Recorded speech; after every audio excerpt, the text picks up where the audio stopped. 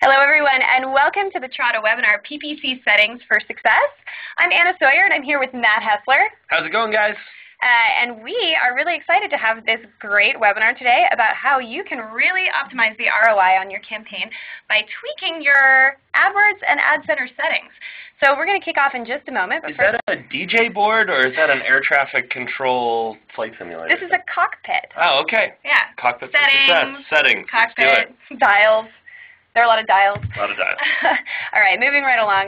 Everyone, we would love it if you would tweet today about the webinar. If you use the hashtag PPC settings, you have a chance to win a $25 Amazon.com gift card, which you can use to spend on presents for yourself. Or a loved one for Valentine's Day. Ooh, a Valentine's Day present. Everyone, yeah, so please go ahead and use the hashtag PPC settings. Please tweet something that Matt or myself talks about today, and at @ReplyTrada, and you will have a chance to win. Everyone, the conference is being recorded today. You will get an email later today with the recording and a copy of the slides. Let's move right along. Everyone, I'm here today with Matt Hessler. He's the Director of Account Management. How's it going, guys? Happy to be here. Longtime search veteran, and I've been through the ringer of probably 10 years of iterations of all these Google settings, so it'll be fun to kind of share some of that wisdom today. There's some exciting, very new ones today that we're going to go over. There's some cool new stuff. And finally, everyone, if you have any questions, please type them directly into the chat box, and we will get to as many as we possibly can at the end. We love your questions. The questions portion of the webinar is our favorite part, so please make us happy by asking as many questions as possible. All right, so let's go ahead and just kick off the webinar. Let's talk a little bit about the whole thing around choosing settings. Now, when you launch a campaign in AdWords or AdCenter, there are so many settings and dials and secret advanced settings sections, and I know that it can be very daunting, and there are a lot of defaults that your campaigner is set at, but there are a lot of ways that you can really increase your ROI by sort of tweaking these settings. I, for one, feel like I'm in a cockpit when I'm looking at that settings screen. But yeah, Google's going to set you up with some default settings that are truly kind of best for Google. So it's time to be a little bit thoughtful, take control of your campaign, and think about the ways that you're going to maximize your ROI by adjusting your settings to perform at kind of the top level. Yeah, and if you are not just beginning your PPC campaign, as many of you are most, we do suggest that you revisit all of your settings on a quarterly basis because the market changes, your campaign changes. So, even if you feel like you have your campaign super, super, super dialed in, a lot of what we'll go over today are ways that you can revisit your settings reports you can pull, to make sure that you are utterly maximizing your ROI. And I don't know if I can stress this enough, making really, really small changes to your settings, testing things, running reports, can make a huge difference. It can save you a ton of money. It's possible that you are wasting just an insane amount of money by using the default settings. And I know so many good PPC marketers that, we get really fixated in the advanced stuff, and we're working on, keywords and ad group structure and all this stuff, and a lot of times we miss some of the macro details where if we have, a setting that's not optimal, all that great keyword strategy, all that ad group structure can be for naught. So let's not forget the basics, and let's get these campaigns set up right. Yep. All right. So let's talk a little bit about this screen. This is a screen that you should be really comfortable with. This is the Settings tab. A lot of the settings that we're going to talk about today can be found in this tab. This is within one specific campaign. You'll see the screen over and over again today with some arrows pointing at some different places where you can find these things. All right, moving right along, let's talk about what I think is possibly, for many campaigns, the easiest, quickest, and most effective way to really, really, really increase your ROI. Yeah, so this is dayparting, and it is really important. It takes a little while to figure out what's optimal, and it frankly should be retested from time to time because it can change seasonally, and as people's kind of usage behaviors shift. We see people, the people that really maximize their dayparting are testing this kind of on an ongoing basis. So let's talk a little bit more about how it works. Yeah. First, actually, I'm going to run a really quick poll. Everybody, if you don't mind clicking directly on your screen, do you pause your ads during certain times of the day or week? I'm really interested to see if you guys can go ahead and just click right on your screen. We have the responses coming in. We'll give you 5 seconds to do that. All right, everyone, I'm going to give you just a moment before we skip to the results. Let's go ahead and click skip to the results. It's yes, no. It's pretty easy. Yes, no. Approximately a 50-50 split. Well, guys, if you are the folks who are saying no to this, I hope we will convince you to strongly consider changing your day parting settings. Absolutely. There's a couple classes of people that don't really need to be concerned with day parting. Those people that have unlimited budgets and can spend freely and wildly. I'd like to know who you are. Yeah, if you're so lucky to be in that category, then blanket your entire 24/7 time period and get as much exposure as you can. But if you've got a limited budget, this is a great way to bring some focus to your campaign. Yeah, and I don't mean to make things scary, but not doing this correctly can be one of the greatest wasters of ad spend. So if anyone is ever turning a critical eye on your campaign, if your boss is taking a look at it and sees that you could be wasting this huge amount of spend, get ready to think about changing your day parting settings. So this is really sort of just the idea of what makes day parting valuable. We'll get to logistically how you can do this in a moment, but if you know that certain users are converting higher or not at all during certain times, you can actually pause your campaign so your ads don't run at all, or you can lower your keyword bids.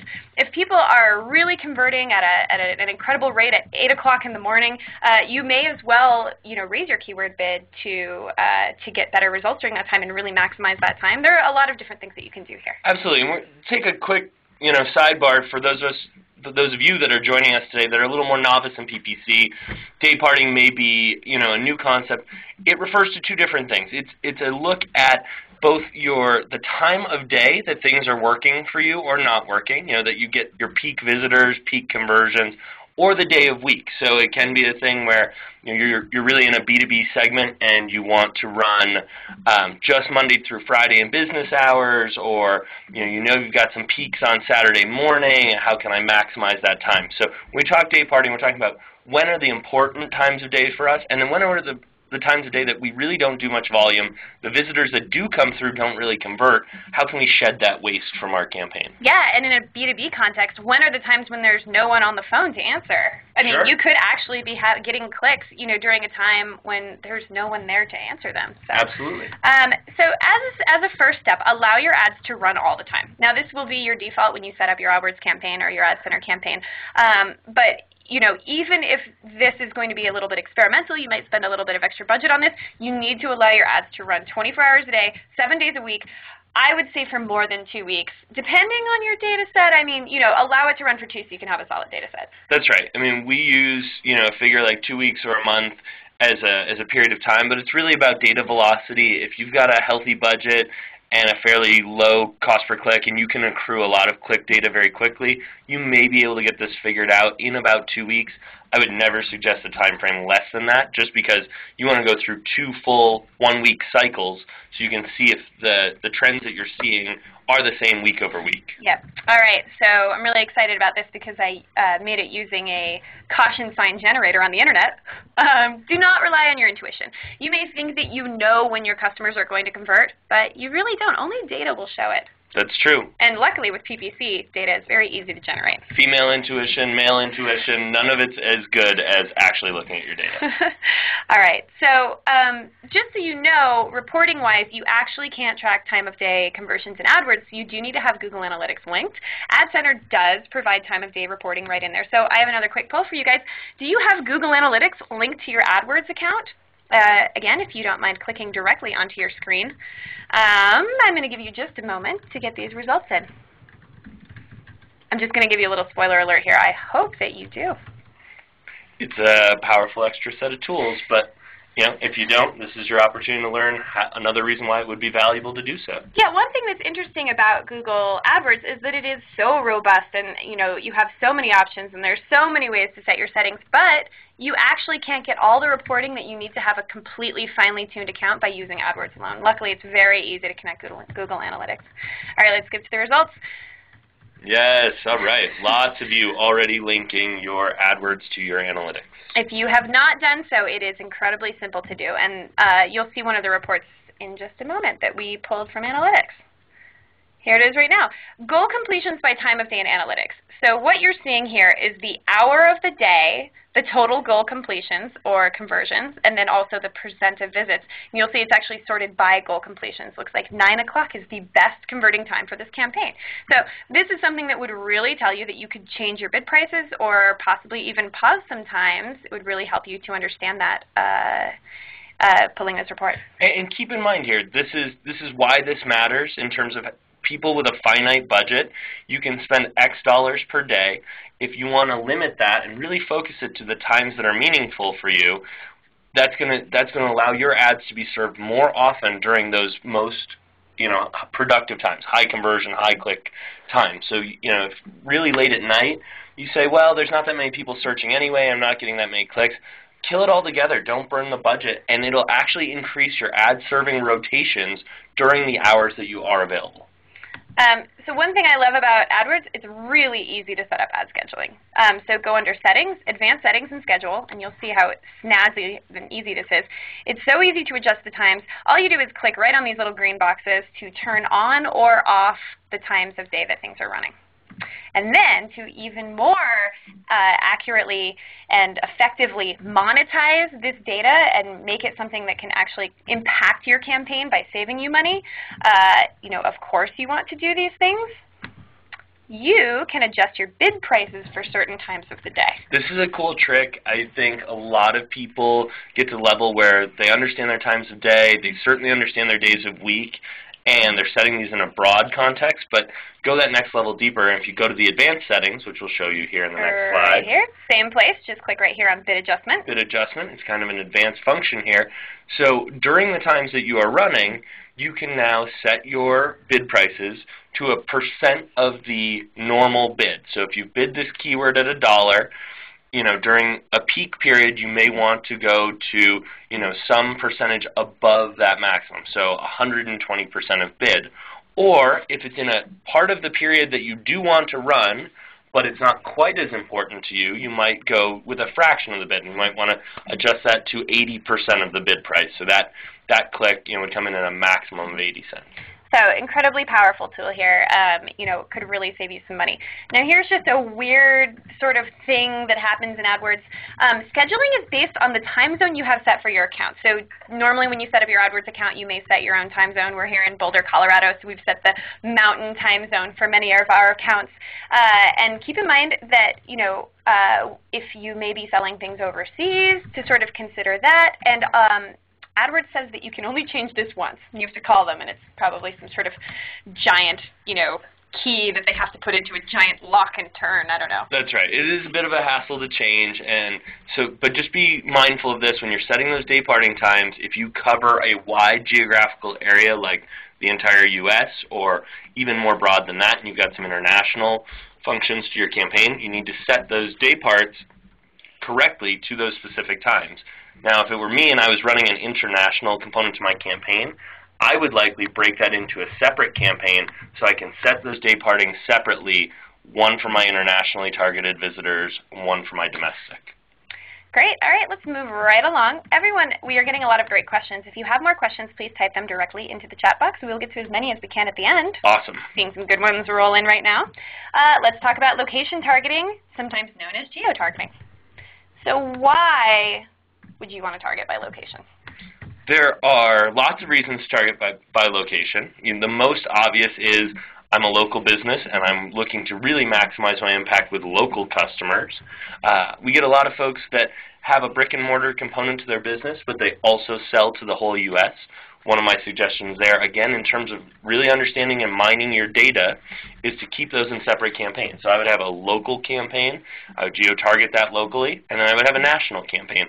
You may have some keyword overlap there, but what you want to do is look at how the two different things perform. Am I getting a better impact with my local audience versus my national audience? So think about, all these settings are at the campaign level, so you just break it out into a separate campaign, you can really drill down in your data.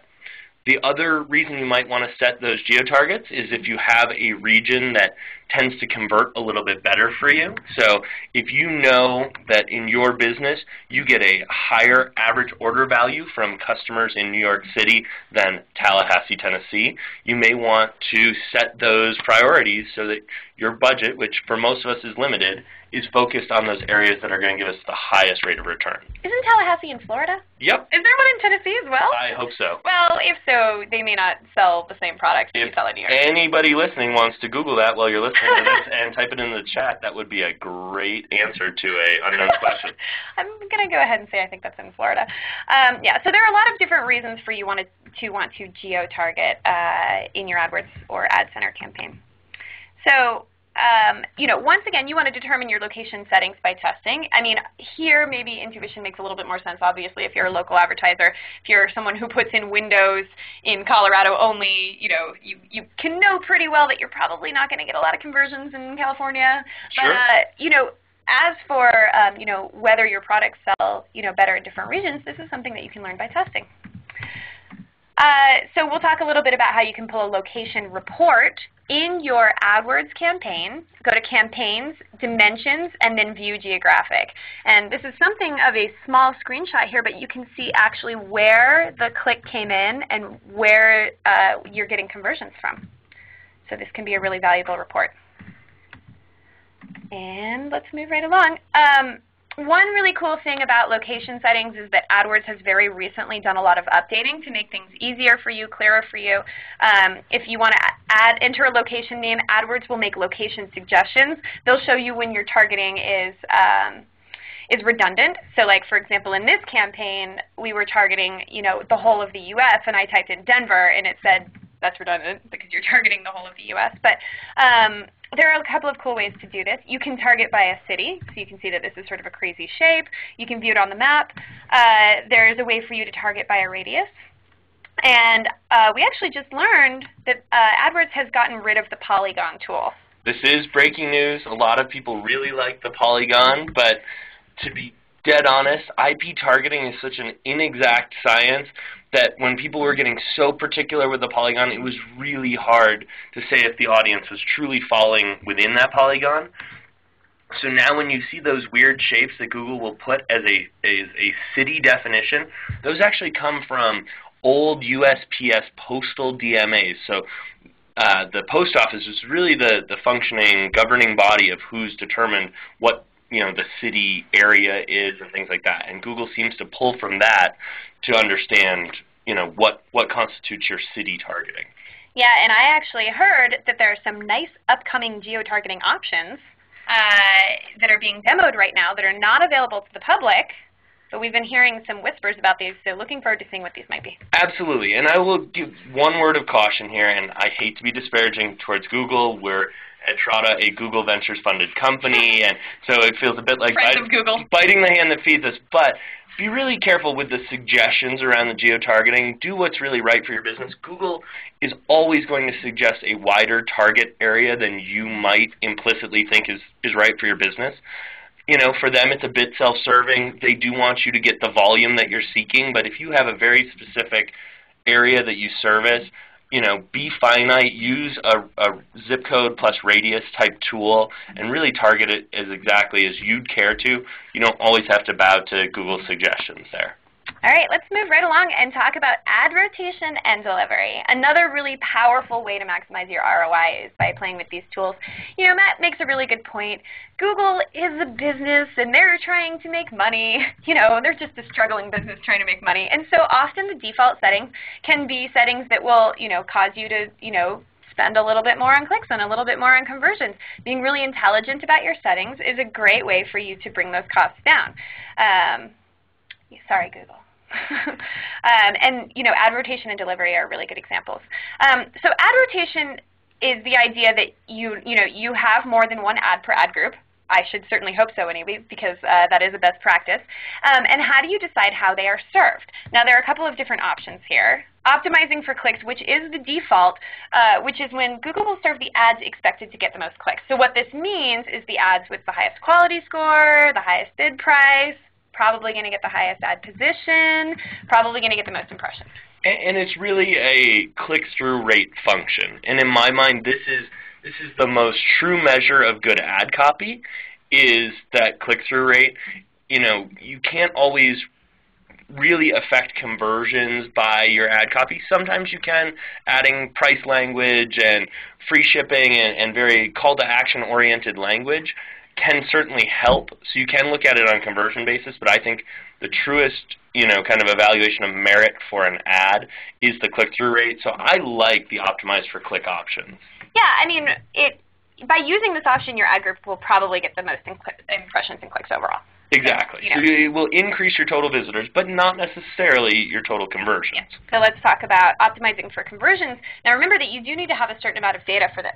Yes, and I would suggest to all of you listening, if you've got brand new ad groups and you're testing new ad copy, you don't try to option for this right away. While Google is waiting to accrue conversions, it basically will do it on a click optimized basis. But once you have a little bit of data and conversions linked with different ads, then you switch over to optimize for conversions. You can test different ad language and see which actually results in bigger conversion rates. Again, this is one person's opinion, but I feel like the function of the ad is really to drive them to the site and a particular landing page on the site. Yes, you want to have a strong call to action in all of your ads. It's really the landing page that's going to most affect the conversion rate, so I would rather optimize my ads for clicks when I'm determining how they're served, as opposed to conversions. But worth trying both ways. And definitely something that you should keep a very close eye on. Yes. This setting in particular. I wouldn't just swap it over to optimize for conversions and check it next quarter. This is something I would look at very frequently. And then finally we have rotate, which means the ads will be rotated evenly. So one thing that's interesting about this is that the impression statistics and the ad served percentages of the ads will be more similar to each other, so this is really good for testing. But ad position can vary based on quality scores, so you may actually not get even data for each ad.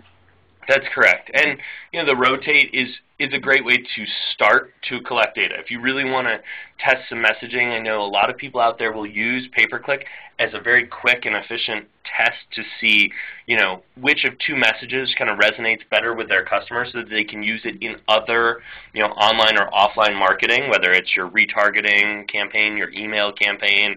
You just want to actually vet some subject lines for an email, use it as a title in a search ad. Set it to rotate. That way you get a true kind of A-B split, and they'll serve both ads equal numbers of times, and you'll be able to see which is more effective in a very quick manner. Yep, great for testing.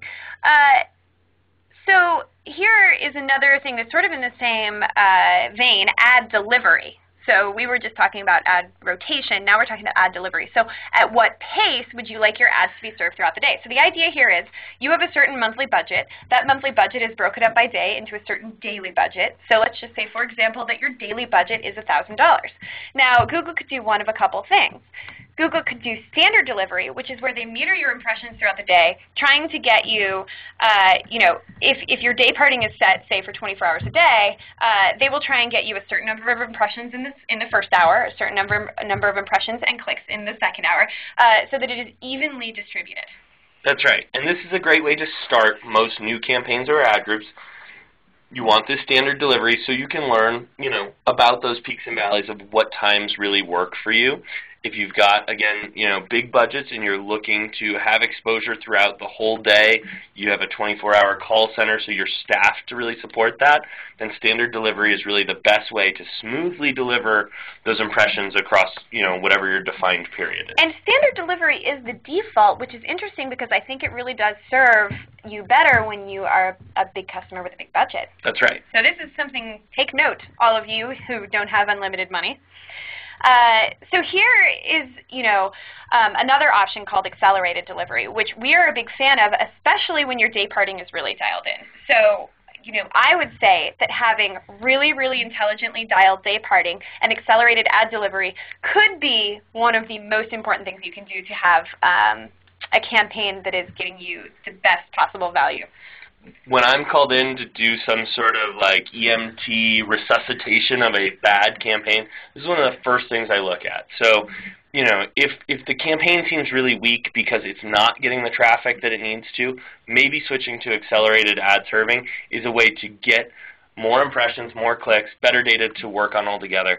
What I look for in does this person, have they gone through the rigor of doing some of the testing? Do they understand how their campaign functions? A really dialed campaign they will have tested the day parting, they will have set day parting, they will have used that advanced functionality to actually set bid prices for peak times within their day part, and then after you've got that all set up, you set this to accelerated, so you're going to get as many impressions as you can. You're willing to pay the peak amount of money because every visitor during those golden hours is proven to be a more likely to convert person. Yeah, so I mean, just for an example, if you had learned through testing that a great number of your conversions come between 5 and 8 p.m. because this is when people are getting off work and they are shopping for the socks that you sell, whatever, you should be willing to spend more for a click because you're getting a higher conversion rate during that time. So rather than having Google, meter your ads out over a 24-hour period, having this day parting option really, really dialed in and then saying accelerate my bids as fast as you can during this time would be the best way for you to really capitalize on that time. That's exactly right. All right, let's move on to device targeting. Now, this is something that we get a lot of questions about. I think people are like, oh, I got to target devices. I know I have to target devices, but I don't completely understand it. Well, we're here to tell you that it's relatively simple. It is something that you should be thinking about, and there is a way that you can target devices, intelligently without, compromising your current campaign. So one thing that we absolutely suggest is that you build a new campaign to target devices, or multiple new campaigns to target devices. And here's why. They have different click costs, they can have different click costs, and they can have different ad formats. And also, mobile customers are looking for different things than customers working on their computers, and so you would write your ad copy differently. So this might be a good little test for you to just try a mobile campaign and see how well it does, but absolutely we suggest that you break out into a separate campaign. That's exactly right. And there's a few different settings I think we're going to show here as to what the mobile choices are. There are a few, but Anna's absolutely right. Definitely set them up as separate campaigns. Think like your users, and they just use search in a different way depending on their device. Yeah, so when was the last time you used Google on your phone? You may have been looking for a restaurant as you were driving around trying to find it. You may have been in a store, say you're at Target and you're about to buy a snow cone machine and you're like, can I get this snow cone machine cheaper somewhere else? Or you may be looking for a location. So people are not only looking for, when they're using search on their phone, looking for organic results with these answers in them, but they are also more susceptible to click on your paid ad if you have locations, price comparisons, and phone numbers. And remember that people on mobile are also in a hurry. Absolutely. Keep it short and to the point, make it clickable, get them the information they need as quickly as possible, and that's how you're going to be effective. Now remember that mobile and device targeting includes not only, people's cell phones, but also tablets. So this is something to think about. Behaviorally, they may be looking for different things when they're on a tablet. But luckily, if you choose Edit under Devices, you can choose what you would like to target. You've got really good controls here. You can go down into different types of cell phones, from smartphones to kind of a WAP formatted phone. That does require a little different WAP formatting. You can look at, is it going to be rich media? We'll determine a little bit of, are you on cell phone carriers or Wi-Fi? So Google gives you really fine control here, and it's a pretty impressive thing. And we like to see people using this, especially in a testing capacity. Yep. All right, guys, we're going to talk about something that I consider to be very exciting, finally. Let's talk a little bit about AdWords experiments. Now, this is something that's been in beta for a little while. Now, here at Trada, if you guys have come to our webinars, or listened to our podcasts, or read anything we've ever written, you'll know that we are very, very passionate about testing. AdWords experiments kind of brings a new method of testing that can be really, really powerful. So the primary difference here is that AdWords experiments allows you to test changes on portions of your campaign to reduce risk. In the AdWords guide that I was reading the other day, they likened it to placing a small little dot of hot sauce onto your scrambled eggs so you can see what it tastes like. Absolutely, and Anna is a mad scientist here. She loves nothing more than testing. Typically, we'll do most of her optimizing work in a lab coat, and so this is really something she's been playing with a lot. He is not joking. I do have a lab coat and rubber gloves. Yeah. I'm a sort of Dr. Horrible type scientist. So here are just a few of the examples of things that you can test. It's actually really that you can test anything that you would be testing otherwise. You know, rearranging your ad groups, different keyword match types, how they work, bid prices, all these things you can test, but you can test them on a small portion of your campaign. But you know, I'm used to testing these all the time in my regular campaign. What's so different about AdWords experiments? Well, I will tell you in this next slide. This is really interesting because, you know, the way that we've always tested things in the past is that we would make changes and then compare our historical data with our current data. Now with AdWords experiments, because we test on a small portion of our campaign, you can actually A/B test in real time. And obviously, as we all know because we are all scientists, that is a much more accurate way of testing. You have a control, and then you know you have the things that you were testing. Not affected by week-over-week variances, not affected by any seasonality or things like that. That's really cool. This is really exciting, isn't it? So here's how you set them up. It's actually really easy. So under Settings for a given campaign, go down to Advanced Settings and click Experiment down at the bottom. Now, one thing Google will always do when something is in beta is they will put a little red thing that says Beta next to the experiment, or sorry, next to the option. So keep in mind that this is something that's being tested. Moving right along, just click Specify Experiment Settings. Remember, you're still here in the Settings tab. You haven't actually made any changes on your campaign.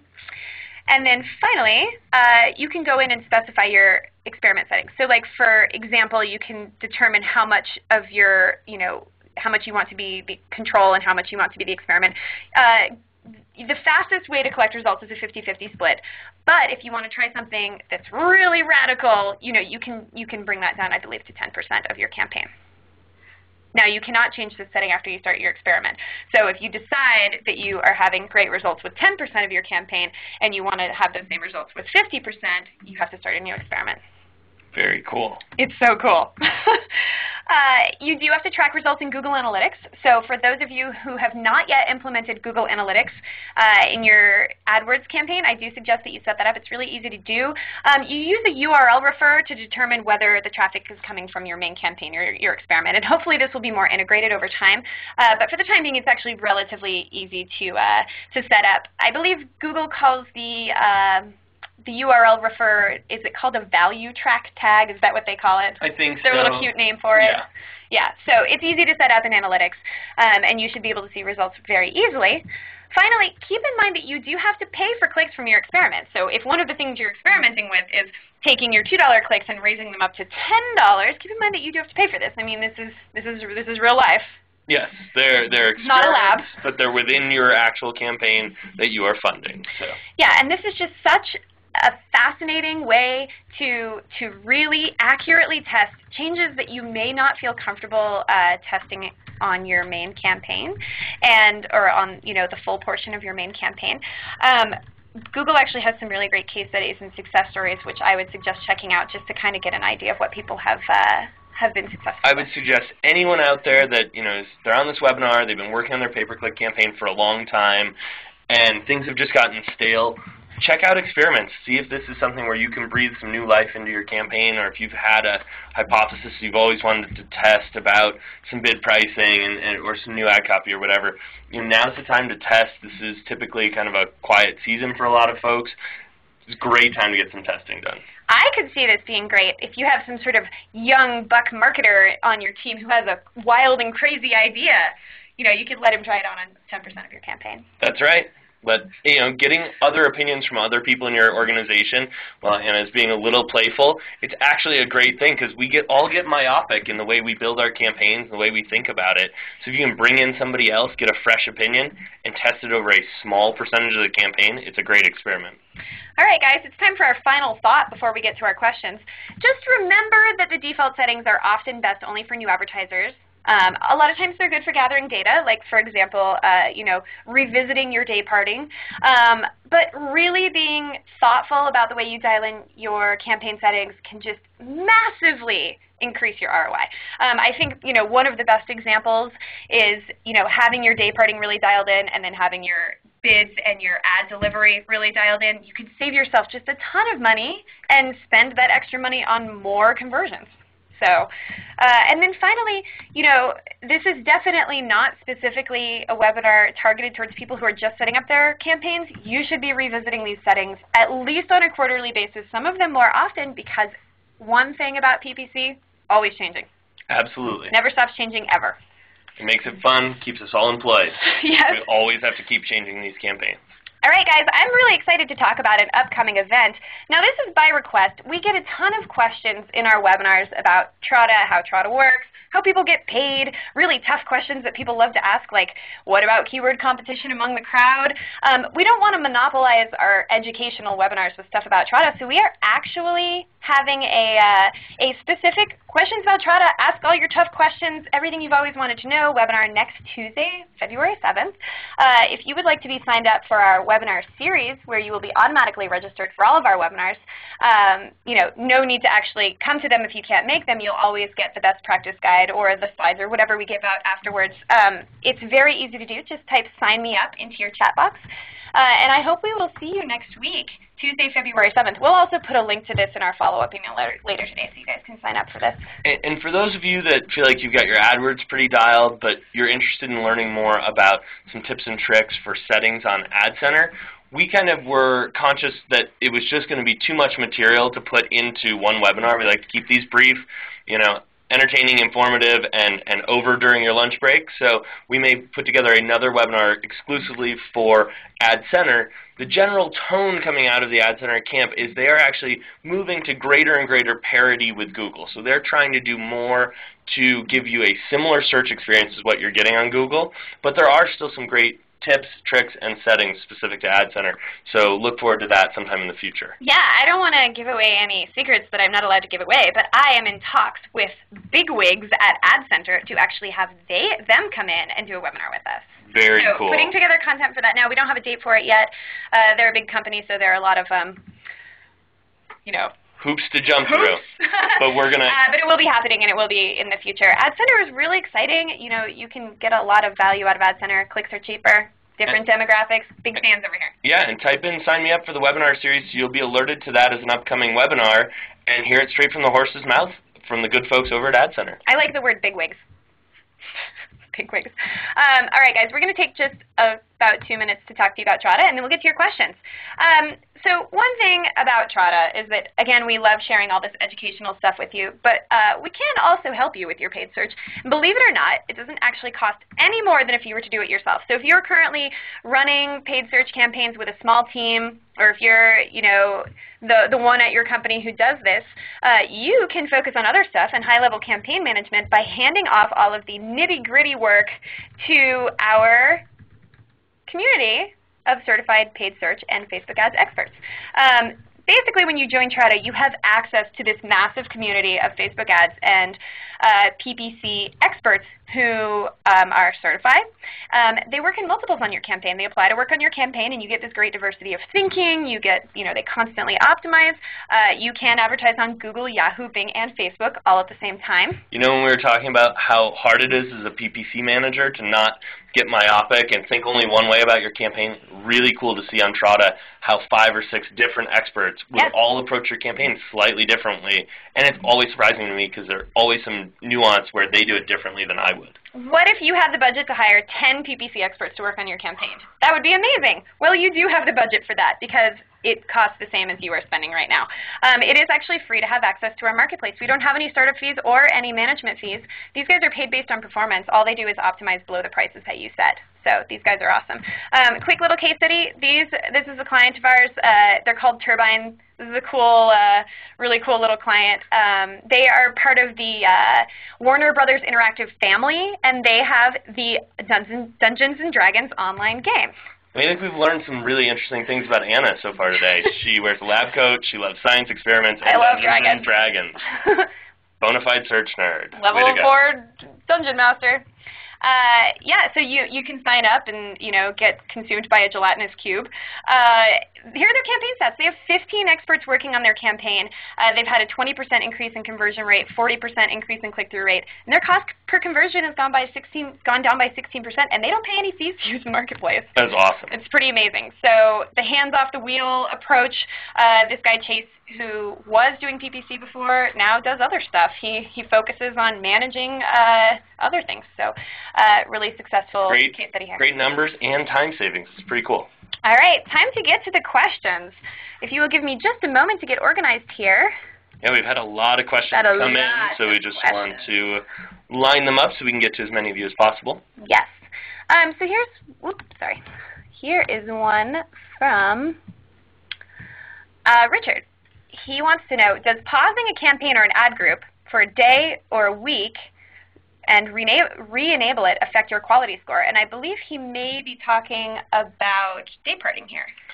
So we'll answer it in two capacities. One, in dayparting, it matters slightly because if during the right times of day you get a better click-through rate, it can actually positively affect quality score. Remember that click-through rate is a principal component of quality score. So if you get a really low click-through rate between the hours of midnight and 4 a.m. and your click-through rate starts to go up at 8 a.m. and you start using that geo-targeting, you can actually, by shortening the amount of time your ads are served and increasing your click-through rate, you will actually push up your quality score. So there's a good trick to be had there. If it's an outright, hey, I paused my campaign, should I be worried that my quality score is falling over that period, Google actually re-looks at your quality score and reassigns the quality score on every click. So when you turn that campaign back on, whether it had been running the whole time or you've paused and you're now rerunning, Google is reevaluating those quality scores at every turn. So as your click-through rate starts to improve, or hey, I paused my campaign and changed up my landing pages, the landing pages are now more related to the search query, they will look at that every time you actually accrue a click. And I'm glad you guys are concerned about quality score. I don't know if you've ever visited any of our other webinars. We talk about quality score a lot. We even have one specifically on how to fix or improve your quality score. You can check those out at trada.com/resources. It's totally free to just watch them or check out the slides. Quality score is something that you should always have top of mind because your settings may be set correctly, but if your quality score is taking a dive for whatever reason, it could be ruining your campaign. Absolutely. So just moving right along, I have a question. I actually think this is more of a comment from Alan. To effectively daypart, wouldn't you want to look at conversion rate instead of simply looking at the quantity of conversions? I think that screenshot may have cut off the conversion rate, but absolutely. Conversion rate is always a little bit more important than the quantity of conversions, right? Because it's all relative. Yes, you might get a lower amount of conversions in your off-peak hours, but if the conversion rate is still solid, then absolutely still run during those times. Yep. So moving right in, I'm sorry guys, I have a whole screen covered with windows with questions on it. Josh wants to know, could you talk again about dayparting and how our local time settings affect the campaign, i.e., I'm in Central, but I run a PPC campaign on Pacific. So just keep in mind that all of your dayparting settings are all based on the time zone you set up for your account.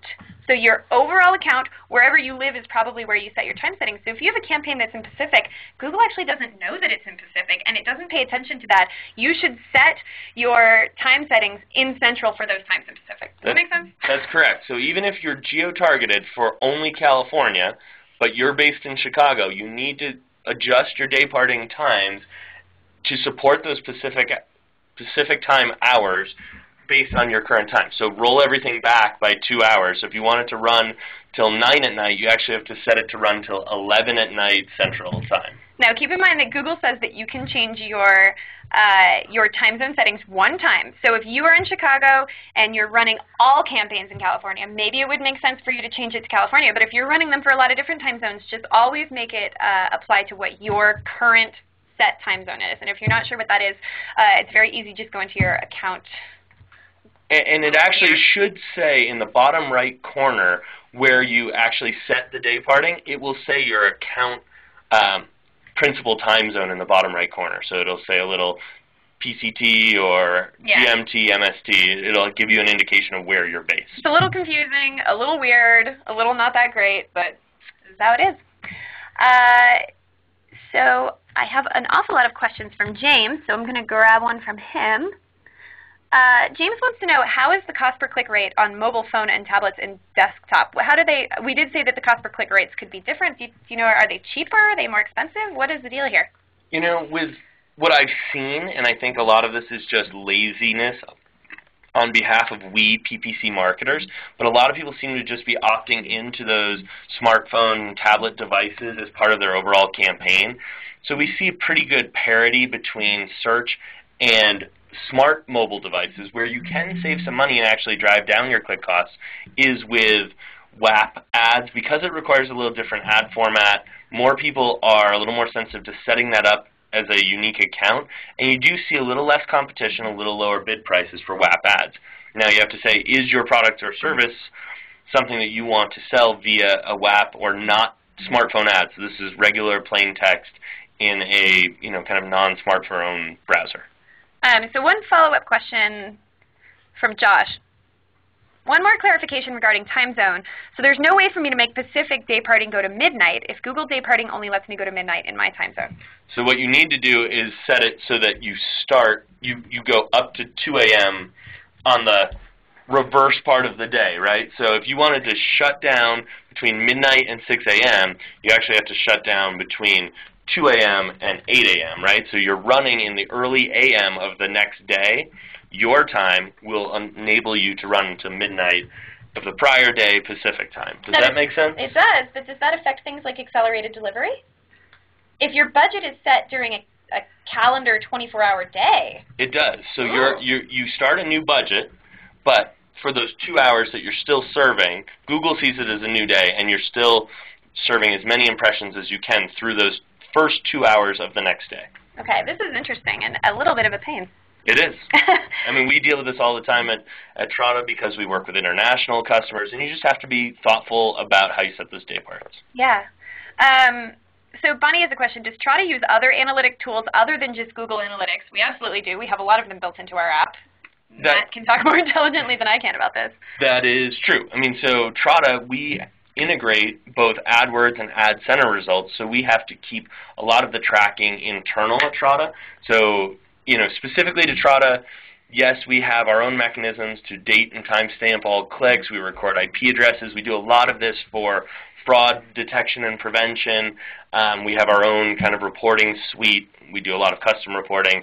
So yes, we use our own suite of tools just because we're really integrating both ad networks, and we've got a unique situation where multiple optimizers are working on the same campaign. So some of them need to see only their own content. As an advertiser, you end up seeing the aggregation of everyone's content across both networks.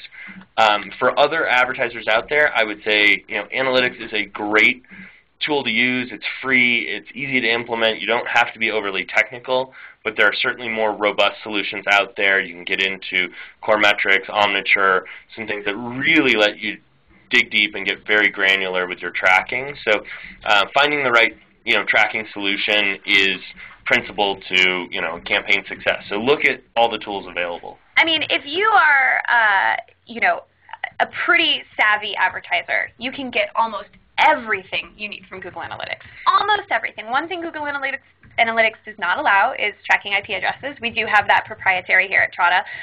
One thing I will also mention about the Trada platform is that we do have this proprietary tool, that does all these analytics, and we do a lot of stuff internally, but we make all of the data available to you as an advertiser. Yes. You get to see all of it. We are all about complete transparency. So, it's definitely more powerful than using analytics alone. All right, let's move on. Derek has a good question here. And, this actually makes me think a little bit about our click fraud webinar that we had about 3 weeks ago. If you guys are interested in click fraud, please check out trada.com/resources.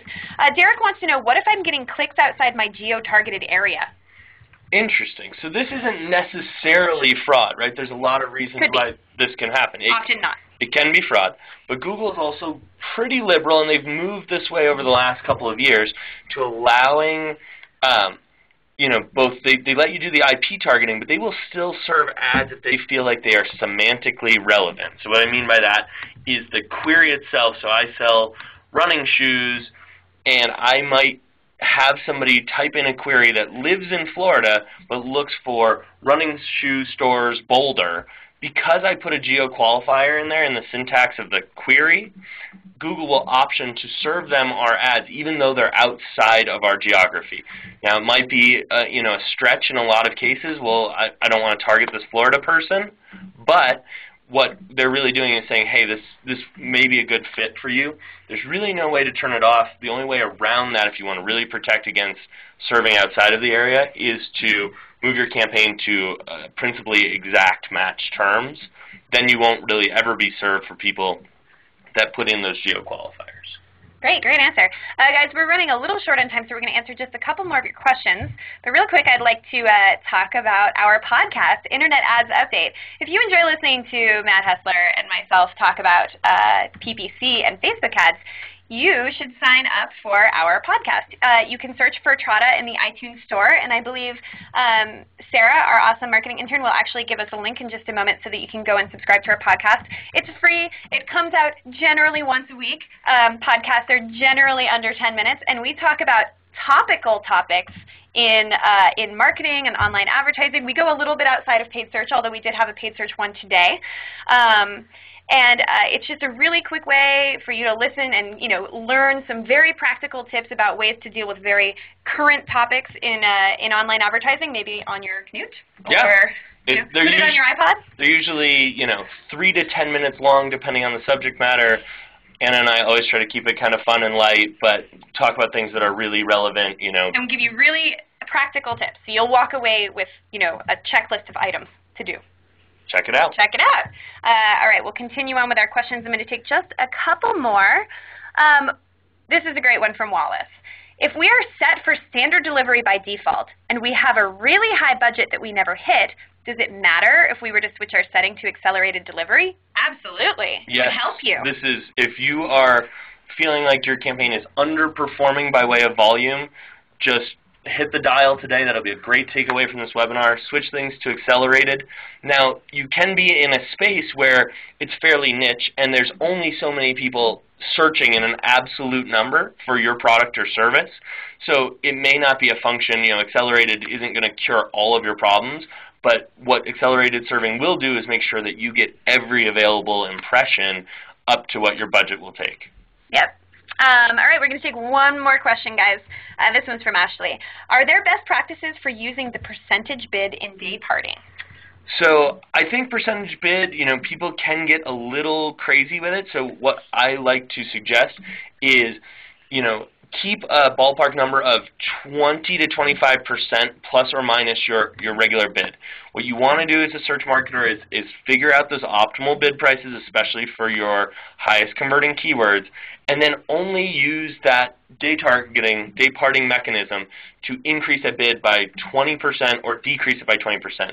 I see people that go too hard with that. They want to double their bids during a particular period. Unless you have a lot of data to support a big spike during one time of day, you can really run away with your budgets and have nothing left to serve the rest of the day. If you say, oh, at 8 in the morning, serve me at 200% of my click price, you can eat up budget very quickly, and then you're offline potentially for other valuable hours during the day. Great. Thanks so much, Matt. Guys, I really hope I will see you next week in our webinar, Questions About Trada. One thing I think I forgot to mention is that we will actually be giving away a $100 Amazon.com gift card next week. Normally we give away a $25 one. We give one away every week when we have a webinar for someone who tweets using the hashtag. And next week we will actually give away $100. So if you like having $100, please come to our webinar on Tuesday. Even more chocolate for Valentine's Day. Yeah. If you'd like to be automatically registered for this webinar, please go ahead and type sign me up into the chat box, and we will sign you up for our webinar series where you will be automatically signed up for our webinars. You do have to show up for this one because we are going to ask you to tweet things with the hashtag for a chance to win this $100 gift card. Yep. Pretty exciting. And, learning a little bit more about Trada, we think what we do here is pretty interesting. We're breaking some new ground in search. You'll learn some things that we do that you can apply to your own campaign. And, yes, we will shamelessly plug Trada because we think it is a great service. And, if you have questions about how it works and if it's a good fit for you, that's the right place to be. Yeah, this is a good time to come and ask all those tough questions, like, the ones on the screen and others. That's right. All right, everyone. Thank you so much. We hope we'll see you next week. And this is the end of the webinar.